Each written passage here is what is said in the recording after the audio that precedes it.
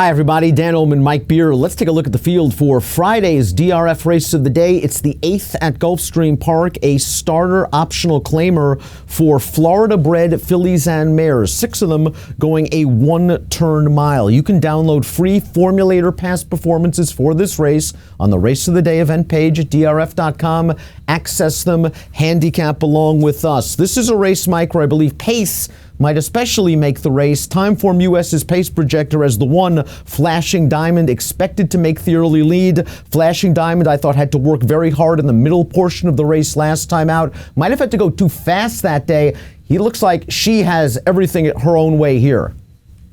Yeah, it looks like a big advantage for this horse with her speed in this race, especially as she stretches back out too, Dan, because she's fine over the mile, and this is her favorite track as well. That's a very good point. She's 7 for 17 at Gulfstream. She's a prolific winner. 8-time winner, speed in the rail, switches jockeys to Arad Ortiz, and again last time out, just in the middle portion of the race, I think the jock might have made just a premature move as the favorite, trying to open up on the lead, and I think she paid the price. The number 2 is Shall Return, and Shall Return has won at this level already way back in June at Gulfstream over a sloppy track. That was an off-the-turf race. Second off the layoff, I would not be surprised if she's a little bit tighter here, stretching out from 6 to the mile. There are some distance questions to address, and I think there are also some class concerns as well.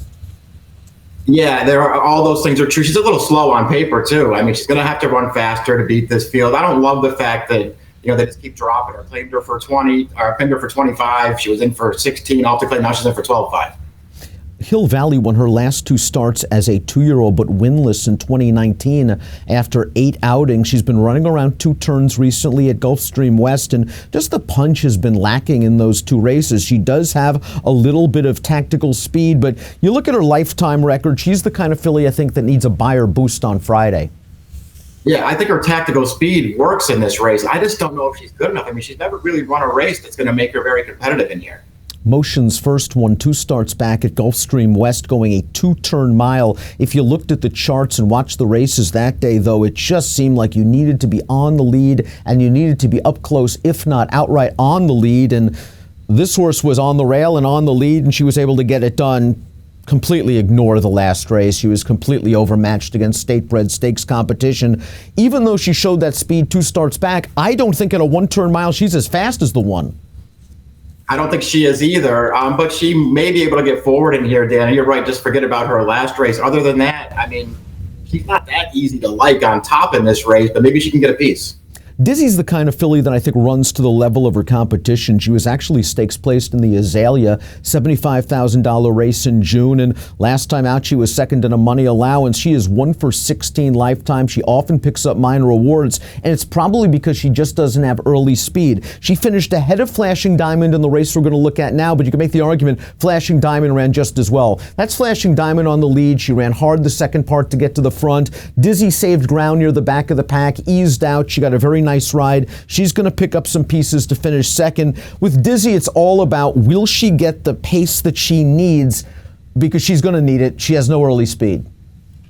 Right. She needs a setup in this race. And listen, maybe Flashing Diamond will just go fast on the lead again and give her her best chance in this race. I do respect her in this race, Dan. The trip may not work out for her, but I really respect her. She's got races that make her very tough in here.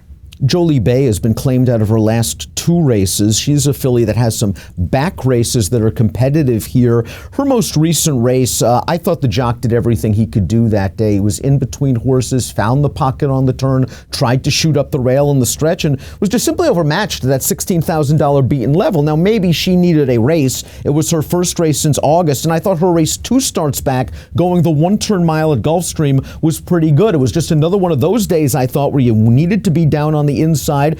Basically, she saved ground every step of the way, but the horse on the lead just was odds on and got the jump on her. Yeah, I agree. I don't mind that race at all. I think if she can get back to something like that, as you say, second off the layoff and first off the claim, she's got an upset chance in this. I think she'll be a fair price in this race. Let's take a look at our top selections for race number 8 at Gulfstream on Friday, a race of the day. Remember, free formulator past performances waiting for you on the Race of the Day event page. Pace makes the race. Mike likes Flashing Diamond. Easier time of it on the lead this time around. I think so. I like her getting back to this track, like I mentioned. It looks like she has a pace advantage in here. She just makes a lot of sense in this race. Dizzy's going to have to really work, and I know she finished ahead of Flashing Diamond last time out. Fighting Diamond last time out. I just think she needs some help up front. I think she'll be a better price once again, though, than Fighting Diamond. Hopefully, Flashing Diamond, hopefully she can come with a little bit of a kick. I went 5-1-6-3. Mike went 1-5-6-3. It's your Friday race of the day. It's the 8th at Gulfstream. Approximate post, 4 o'clock Eastern. Best of luck.